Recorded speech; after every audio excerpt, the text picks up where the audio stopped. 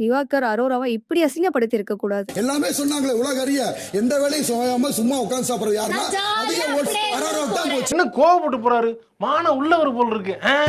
தர்பீச சாம்ராஜ்யத்துடைய அரசி பாருக்கு, கானா சாம்ராஜ்யத்துடைய ராஜா விக்ரம் அனைவரும் வணக்கம் வைங்கன்னு சொன்னாரு. எந்திரிங்களா, எந்திரித்து வணக்கம், ராணிக்கு வணக்கம் வையுங்கள்.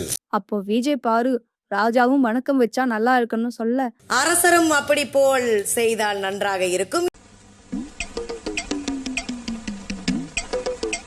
அதுக்கு வினோத், அரசருக்கு நீங்க மரியாதை செலுத்தினா நானும் மரியாதை செலுத்தணும்னு சொன்னார். இருப்பினும் அரசருக்கு மரியாதை செலுத்தினால் அவரும் செலுத்துவார். இதுல திவாகர் சம்பந்தமே இல்லாம தீண்ட தகாதவங்க கிட்ட எல்லாம் பேச மாட்டோம்னு சொல்லிட்டாரு.